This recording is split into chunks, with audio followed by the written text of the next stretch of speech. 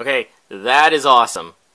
Anyways, hey guys, DarkVice88, and I'm back again with another media update. We got DVDs, anime, Blu-ray, and some little video games. But as you can probably guess, and also in an unboxing video I've been trying to upload, I did pick up the Bioshock Ultimate Songbird Edition that I pre-ordered, and this is the Songbird statue, which is very well detailed, and it looks awesome on my bookshelf. Also, Murder of Crow's keychain, and the Handyman figure for that game that's coming out, the Bioshock game. But let's move on. Excuse me. I haven't been busy, but getting a lot of stuff. So let's start off. We'll start off with games, then movies and anime, then comics. So obviously the only game I bought recently was Bioshock Infinite. Awesome, phenomenal game, honestly. I've been giving this game a perfect 10. It's that good. Storyline's great, the action holds up, great set pieces, graphics, the acting spectacular.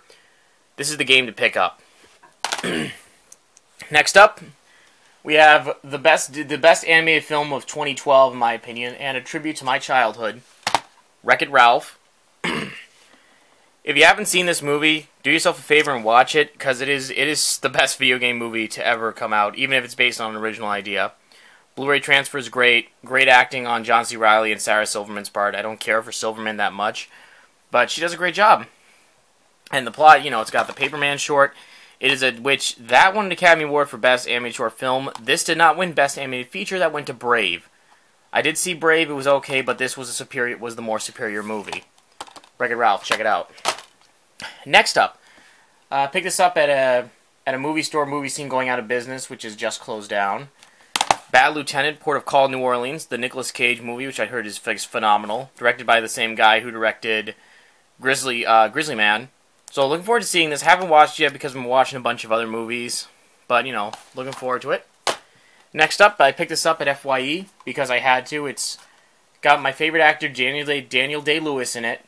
You know what this is? Lincoln. Honestly, this is Spielberg's best movie next to Jurassic Park and Saving Private Ryan. Great character study of Lincoln in his final months as president. Lewis just delivers. Tommy Lee Jones is phenomenal. Sally Field is great as Mary Todd Lincoln. Spectacular film. This is seriously Best Actor of the Year award. He deserved it. Worth checking out. Worth buying in general. Next up is anime. First off, I bought this from the movie scene store. Weird little OVA, Alien 9. It's sort of Madoka Magica, but with alien girls, and it's just so bizarre. It's cheap. It was like $5, but it's sort of an anime you have to watch to understand how weird it is. I don't have much to say about it, but apparently you have to read the manga, which is 3 volumes long, so this does make me interested in the manga, so I will check that out. Next up, I went to the AAC Yomisei 2 weeks ago, and I won two raffles. The first one I won netted me Moonlit Mile, the complete series. This is volumes 1 through 3 of the original ADV release. Comes in the original box set. It's pretty badass. I'm almost done this series, and it's interesting. It's a nice watch. It's not as good as Planetes, but it's just like a bunch of manly guys hanging out with women and doing crazy extreme stuff like going into space. But it's a good distraction anime. It's fun, worth a watch. Then I'm gonna watch this after I finish that. The save edition of Dragnaut: The Resonance. Excuse me. I have no idea what to expect from this.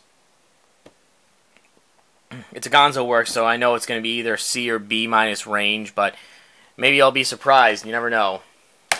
And finally, my current new favorite anime. This is currently #1 on Anime News Network's top-rated anime.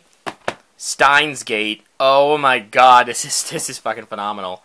I don't swear a lot, but this is really that good. You know, all of them are awesome.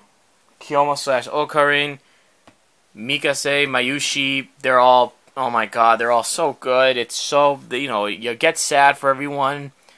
You get sad, you get happy, you feel suspense, and this is the box set with both volumes on Blu-ray and DVD. Got this at the buy one, get one half off anime sale at FYE, which I hosted the day after the Yomisei, so I'm really happy to grab this. words cannot express my happiness with how great this series is. And there's a movie out, so once I finish this, I'm on episode 15. Gonna jump on that movie when it comes out, hopefully soon. Now the comic books. I got a good amount, picked up a good amount of them. First up we have Avatar: The Last Airbender, The Search Part 1. Big plot twist in this, not gonna spoil it, but all I can tell you is if you haven't been reading the Avatar comics, pick them up. The Promise is out on a complete collection hardcover, and this is the stuff you want. This is, if you're not satisfied with Korra, this is the series you want to pick up, and it's got to be made into an animated movie. Next up, we have Volume 1 of The Boys by Garth Ennis and Derek Robinson.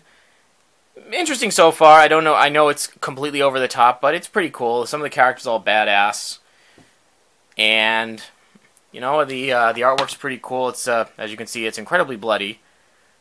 But what can you expect from the guys who worked on Preacher and Transmetropolitan? He was the writer. Garth Ennis was the writer of Preacher, and Derek Robinson was the artist for Transmetropolitan. So it's cool. I'll pick up the other volumes here and there, but it's still awesome. And Garth Ennis recommended this little series, The Nam. Picked this up for $10. It's a collection of Vietnam War comics about the Vietnam War from the 80s that were written in the 80s. Really awesome war stuff, and I'm going to go look for the other volumes. There's 86 issues of these, but I think they only collect up to 40. But either way, if you find this for cheap, really good if you're into war stuff. Next up, the Daredevil collection grows. We picked it up from Newbury Comics, Parts of a Whole, which was in between Kevin Smith's run and Brian Michael Bendis' run. Introduces Echo, the deaf martial artist. Good artwork. It's great artwork, and it's a fun little series. Next up, the Ed Brubaker and Michael Lark Ultimate Collection 1, where Daredevil goes to jail and then has to go to Europe to clear his name, and Foggy Nelson runs around. Really cool stuff. I'm really liking how Brubaker works with what he has, and I'm going to be picking up the other two volumes. And next up, we have Daredevil: The Man Without Fear, Volume 4 by Mark Waid. You know, Mark Waid's really awesome in this series, just with Daredevil's characterization and the storylines. I was going to pick up The Shade by James Robinson, but my comic shop didn't have that, so I'm probably going to order online, but there's a bunch of other sales, and I don't have money for anything. I need more money. Speaking of Newbury Comics, also picked up there for cheap, Spider-Man: The Death of Jean DeWolf, because it actually does deal with Daredevil and the Jean DeWolf storyline, this relationship between himself and Spider-Man. Pretty good series. I'm halfway, as you can tell, I'm halfway through it, so just got to finish the sequel series, then I'm done. I mean, I'm not a big Spider-Man guy. I only watched the movies and watched the cartoon as a kid, but still interesting. And finally, picked this up for cheap as well. Was $35, got it for $10. The Marvels Project by Ed Brubaker and Steve Epting. It's really just a quick run through of the 1939 up until 41 of the Marvel Universe, with all the costume characters showing up. Really fun stuff. Brubaker really loves his old school heroes. He knows how to write Captain America and Angel and Bucky and all that.